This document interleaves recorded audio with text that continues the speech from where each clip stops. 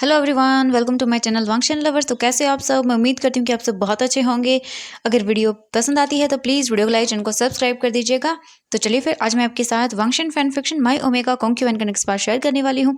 तो चलिए आज का पार्ट हम शुरू करते हैं। इससे जो पहले वाला पार्ट था उसमें हमने देखा था वांग जी वीजिंग को छोड़कर गुसु वापस लौट गया था और वीजिंग बहुत बुरी तरह से टूट चुका था। वो वांग जी को जाने नहीं देना चाहता था। वो बोलना चाहता था, लहनसन प्लीज़ रुक जाओ मेरे पास, मुझे तुम्हारी ज़रूरत है।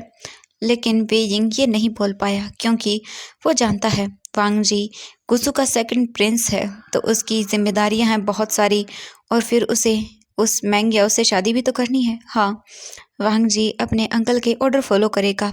एक राजकुमार का यही तो काम होता है, अपने सेक्ट की सभी ड्यूटीज को पूरा करना। हाँ, वांग जी वही करेगा।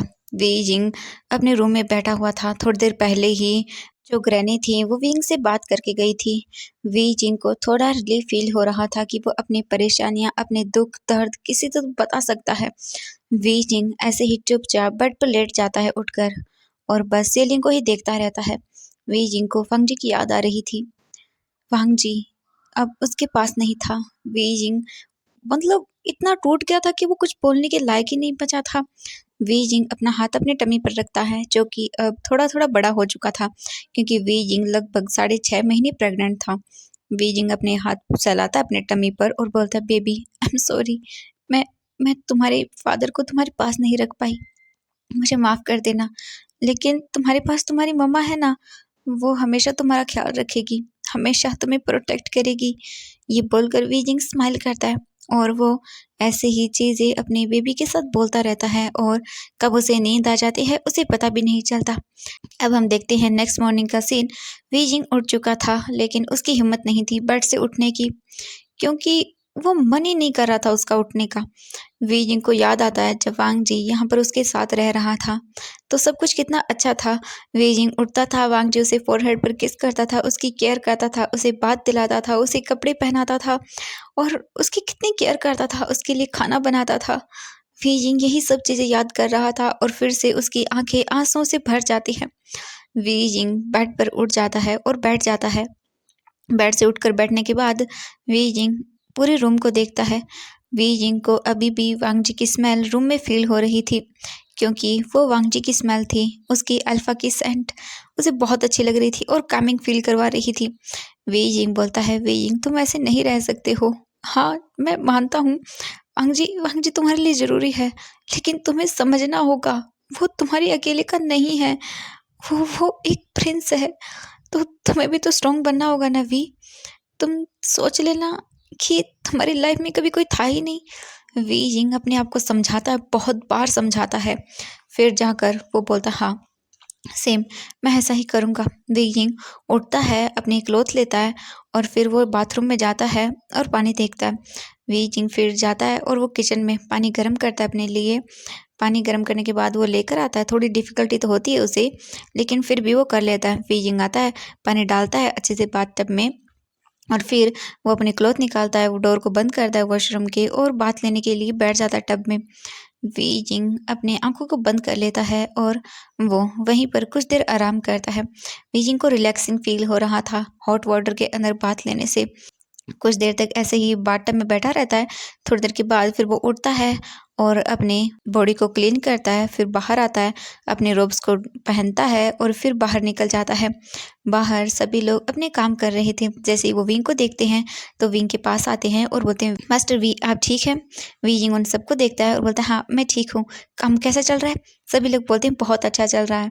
इसके बाद वी जिंग फिर उन सभी की हेल्प करवाने लगता है, लेकिन वो सभी मना कर रहे थे।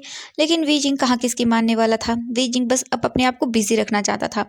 वी जिंग पूरी तरह से अपने वर्क को ही देना चाहता था। वी जिंग नहीं चाहता था कि उसके माइंड में वांग जी आए, तो बस वो यही सब काम कर रहा था और बाकी सब भी समझ रहे थे कि वी जिंग ऐसा क्यों कर रहा है, तो वो भी वी जिंग को काम बताने लगते हैं जो कि उसके लिए नॉर्मली हो।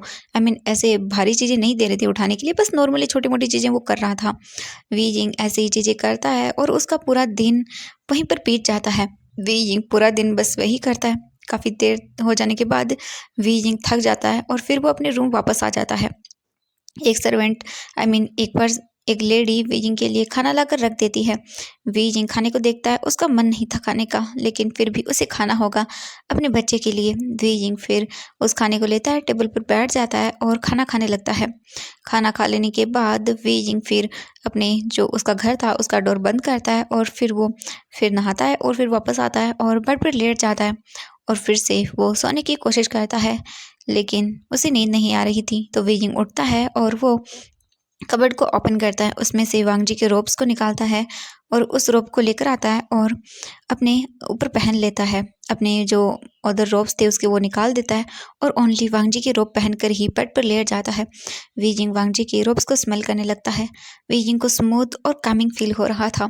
वीजिंग को पता भी नहीं चलता कि कब वो वांग जी को इमेजिन करते हुए ही सो गया। अब हम दूसरी तरफ वांग जी को देखते हैं गुस्से में। वांग जी अपने घुटनों के बल बैठा हुआ था, वो भी वॉल्स ऑफ रूल के सामने, और लायन करन उसके सामने खड़ा हुआ था। लैन सिचन भी वहीं पर थे और जियांग चेंग भी वहीं पर था और राजकुमार मैंगिया वो भी वहीं पर था। वो वांग जी को देखता है और बोलता है, आखिरकार ये राजकुमार लैन इतना ढीठ क्यों है, ये मान क्यों नहीं लेता मेरी बात। अगर इसने मेरी बात नहीं मानी तो फिर मैं क्या करूँगा। नहीं, मैं ऐसे नहीं जाने दे सकता हूँ गुस्सू को अपने हाथ से। मुझे गुस्सू में रहना ही होगा, मैं ऐसा करके रहूँगा। तभी लैन करन वांग जी को देखता है और बोलता है, वांग जी मैं तुमसे फिर पूछ रहा हूँ, तुम मानोगे या नहीं। वांग जी अपने अंकल को देखता है और बोलता है, नहीं मैं नहीं मानूंगा। ये सुनते ही लायन करन को गुस्सा आता है और वो अपने डिसिपल को देखता है और बोलता है, मारो इसे। लायन से जैन जब ये सुनते हैं तो बोलते हैं, अंकल ये आप क्या बोल रहे हो वांग जी को। लायन करन गुस्से में लायन सिचन को देखता है और बोलता है, सिचन तुम चुप रहो, इसकी हिम्मत कैसे हुई मेरे आदेश को न मानने की।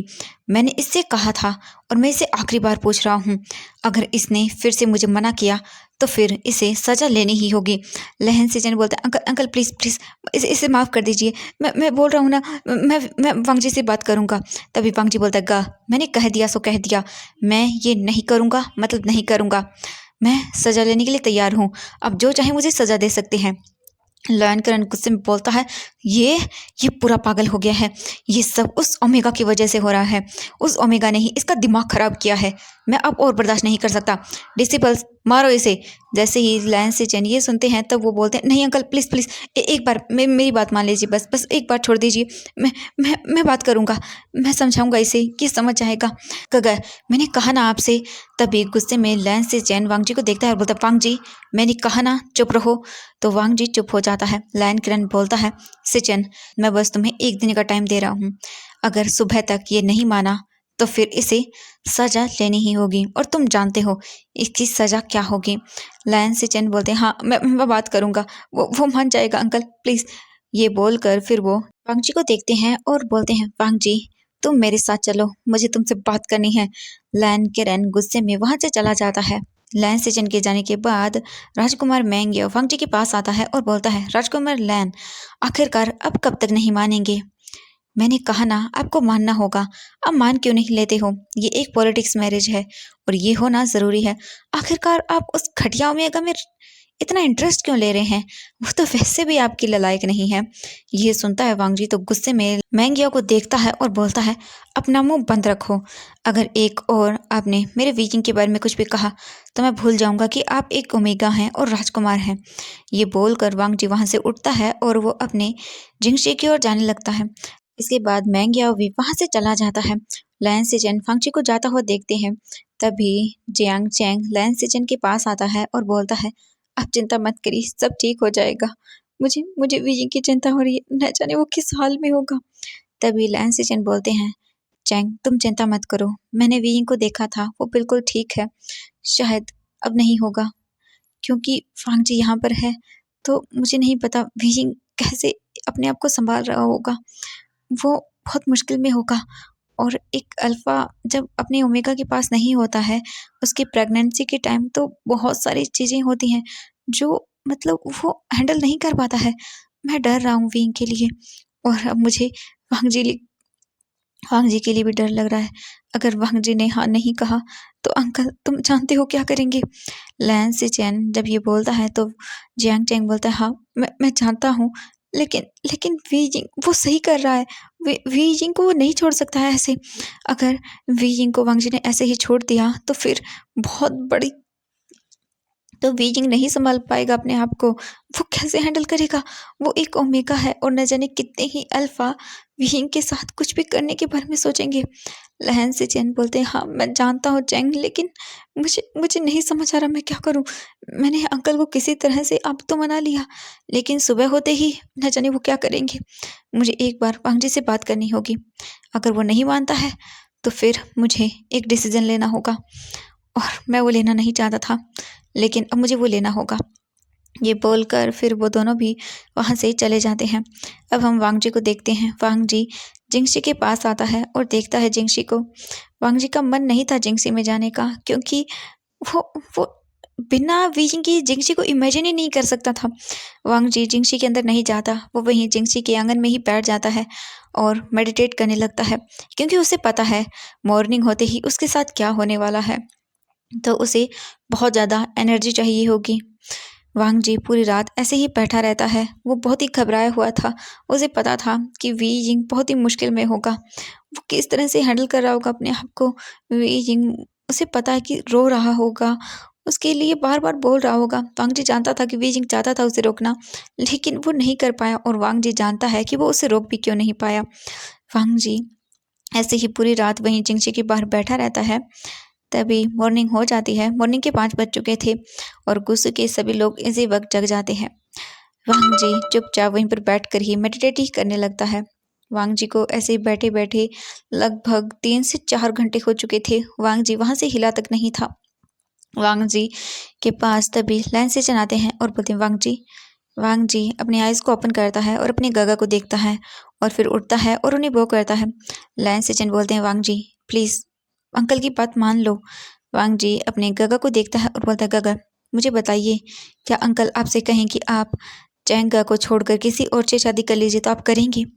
ये सुनते ही लायन से चैन बिल्कुल चुप हो जाते हैं। वो इसके बाद कुछ बोल ही नहीं पाते हैं। लायन से चैन बोलते, लेकिन वांग जी तुम जानते हो अगर तुमने नहीं किया तो? वांग जी बोलता है, मैं सजा लेने की तैयार हूँ, लेकिन मैं अपने विंग को नहीं छोड़ सकता। नहीं छोड़ सकता मैं अकेला। मुझसे यही बहुत बड़ी गलती होगी कि मैं उसे छोड़कर आ गया। मुझे आना ही नहीं चाहिए था, लेकिन मुझे आना पड़ा। ये सब चीज़ें करने के लिए मुझे आना पड़ा, क्योंकि मैं जानता हूँ अगर मैं नहीं आता तो फिर अंकल आते, और अंकल, मैं नहीं चाहता था कि वीजिंग को कुछ भी बोले, इसीलिए मैं यहाँ पर आया हूँ। इसके बाद फिर वांग जी और लायन सेचन काफ़ी देर बातें करते हैं। वहाँ पर काफ़ी देर लायन सेचन समझाते हैं, लेकिन वांग जी उनकी एक भी नहीं मानता, और फिर वो ज़्यादा कोशिश भी नहीं करते। इसके बाद फिर से वांग जी को बुलाया जाता है। वही वॉल्स ऑफ रूल के सामने वांग जी से अपने वॉल्स ऑफ रूल के सामने बैठा हुआ था घुटनों के बल, और वो सबको देख रहा था। लायन किरण वांग जी को देखते हैं और बोलते हैं, वांग जी मैं तुमसे आखिरी बार बोल रहा हूँ, तुम राजकुमार मैंगियाओ से कल शादी करोगे या नहीं? वांग जी अपने अंकल को देखता है और बोलता है, नहीं मैं नहीं करूँगा। ये सुनते ही अंकल बोलते हैं, वांग जी तुम बहुत हो गया अब। वो अपने डिसिपल को देखते हैं और बोलते हैं, मारो इसे। इसके बाद वो डिसिपल जो खड़े हुए थे उनके हाथ कांप रहे थे, क्योंकि मतलब हैंगवांग जुन पर ऐसे वार करना उनके लिए आसान बात नहीं थी। वांग जी चुपचाप वहीं पर खड़ा हुआ था। लायन किरण गुस्से में बोलता है, मैंने कहा मारो। तभी वो डिसिपल डर जाता है और वो वांग जी को मारना शुरू कर देते हैं। 3 डिसिपल वांग जी की पीठ पर बार बार उस बड़ी सी लकड़ी से मार रहे थे। वांग जी की पेट से थोड़ी देर के बाद खून निकलने लगता है, क्योंकि वो बहुत ही हैवी थी और उनसे मार खाना बहुत मुश्किल था, और वांग जी खाए जा रहा था। वांग जी अपने आप को रोक रहा था। उसे दर्द हो रहा था, लेकिन ये दर्द कुछ भी नहीं था वीजिंग को छोड़ने वाले दर्द से। वांग जी जैसे सोचता है वीजिंग को छोड़ना है, वांग जी के लिए ये दर्द बड़ा था, न कि ये मार वाला दर्द। वांग जी चुपचाप सहता रहता है। लैन सेचन और जेहंग चेंग दोनों ही अपने फेस को टर्न कर लेते हैं। वो बिल्कुल भी वांग जी को ऐसे मार खाते हुए नहीं देख रहे थे, बिल्कुल भी नहीं देखना चाहते थे। कुछ देर ऐसे ही मार खाता रहता है वांग जी। वांग जी को लगभग 40 कोड़े मारे जाते हैं। 40 कोड़े मारने के बाद लहन किरण वांग जी को देखते हैं। वांग जी पूरी तरह से खून से लथपथ हो चुका था, और वो देखता है कि वांग जी बेहोश हो गया है। लायन किरण गुस्से में वहां से चले जाते हैं, और फिर वो डिसिपल को बोलते हैं, लैन सेचन को बुलाया जाए। लैन सेचन फिर अंकल के रूम में जाते हैं। वो काफ़ी देर बातें करते हैं। लैन सेचन अंकल के रूम से गुस्से से बाहर निकलते हैं और फिर वो एक डिसिपल को बोल देते हैं। कुछ देर के बाद वांग जी को वहाँ पर लाया जाता है। वांग जी का ट्रीटमेंट भी नहीं किया गया था, वांग जी को ऐसे ही रखा गया था। वांग जी अपनी आधी खुली आंखों से अपने अंकल को देख रहा था और अपने गगा को जो वहीं पर खड़े हुए थे। लैन किरण वांग जी को देखता है और बोलता है, वांग जी अब तुम अच्छे से जानते हो कि तुम्हें क्या करना है। वांग जी अपनी आइज़ को आधा ओपन करता है और फिर से आधा बंद करता है और वो धीरे धीरे करके जो जो उसके अंकल बोल रहे थे वो सब करता जा रहा था। अब हम देखते हैं दूसरी तरफ वी जिंग को। वी जिंग अपने रूम में था और वो कुछ कपड़ों को देख रहा था जो उसकी बेबी के लिए उन लोगों ने दिए थे। वी जिंग स्माइल करता है और उन कपड़ों को ही देख रहा था। तभी अचानक से वी जिंग को न जाने क्या होता है, उसे बहुत ही अजीब लगता है। वी जिंग को उसके स्टमक में पेन होने लगता है। वी जिंग अपने स्टमक को पकड़ लेता है और बोलता है, मुझे मुझे क्या हो रहा है, मुझे मुझे दर्द हो रहा है, ये ऐसा क्यों हो रहा है मेरे साथ। वी जिंग थोड़ा मतलब उसे हार्डली पेन हो रहा था। तब वो एक डिसिपल को बुलाता है। तब वी जिंग चिल्लाता है तो भागकर एक लेडी अंदर आती है। वो विंग को देखती है और बोलती है, मास्टर वी क्या हुआ है आपको। वी जिंग रोते हुए बोलता है, मेरे मेरे स्टमक में दर्द हो रहा है। तो वो लेडी बोलती है, एक मिनट रुकी, मैं अभी आती हूँ। ये बोलकर वो भाग कर जाती है और ग्रैनी को बुलाकर लेकर आती है। ग्रैनी विंग को देखती हैं। वी जिंग बेड पर लेटा हुआ था, उसकी आंखों से आंसू निकल रहे थे और वी जिंग को उसके स्टमक में दर्द हो रहा था। ग्रैनी आती हैं, विंग को चेक करती हैं, कुछ देर तक विंग का इलाज करती हैं और बाद में वो विंग को देखती हैं। विंग बेहोश हो चुका था। विंग को इतना पेन हुआ था उसके स्टमक में। हाँ, वहीं पर जो लेडी खड़ी हुई थी वो बोलती हैं, ग्रैनी इन्हें क्या हुआ था, ये इस तरह से ये पेट में दर्द होना, ये कहीं गलत तो नहीं है कुछ, ये बिल्कुल सही तो है ना, और उनका बेबी, क्या इनका बेबी तो ठीक है ना। ग्रैनी उस लेडी को देखती हैं और बोलती हैं, हाँ शिंग तुम चिंता मत करो, वीजिंग का बच्चा बिल्कुल ठीक है और वीजिंग भी। ये बस वीजिंग पहली बार बच्चे को पर देने वाला है, तो बस वीजिंग को बस थोड़ा पेन हो रहा है। ऐसा होता है अक्सर, बहुत बार ओमेगास को पेन होता है, चिंता मत करो, ये बस ऐसे ही है। लेकिन वीजिंग का और भी ख्याल रखना होगा। वीजिंग का धीरे धीरे ज़्यादा कर ख्याल रखना होगा, क्योंकि जैसे उसके प्रेगनेंसी बढ़ेगी तो ऐसे पेन उसे हो सकता है बार बार। शिंग ग्रैनी वैन को देखती है और बोलती है, ग्रैनी आप चिंता मत करिए, मैं विंग का अच्छे से ख्याल रखूंगी, आप जाइए, आप आराम कर लीजिए, मैं हूँ विंग के साथ। ये बोलकर इसके बाद ग्रैनी बोलती है, ठीक है। इसके बाद ग्रैनी वहाँ से चली जाती हैं और शिंग विजिंग का ख्याल रखने के लिए विजिंग के पास ही बैठी रहती हैं और वो विजिंग को देखती रहती हैं। फिर वो अपना कुछ काम भी करने लगती है वहीं पर बैठकर। लगभग 2 घंटे के बाद वीजिंग अपनी आइज़ को ओपन करता है। वीजिंग धीरे-धीरे अपनी आइज़ को ओपन करता है तो देखता है कि उसके सामने शिंग बैठी हुई थी। शिंग अपना काम कर रही थी। वीजिंग थोड़ा-सा मूव करता है और उठने की कोशिश करता है, तो शिंग देखती है और बोलती, वी मास्टर वी, ये आप क्या कर रहे हैं? आप रुकिए। फिर वो जाती हैं और विंग की हेल्प करती हैं और उसे अच्छे से बेड पर बिठा देती हैं। वीजिंग शिंग को देखता है और बोलता है, मेरा बेबी। शिंग बोलती है, आपका बेबी बिल्कुल ठीक है, आप चिंता मत करिए।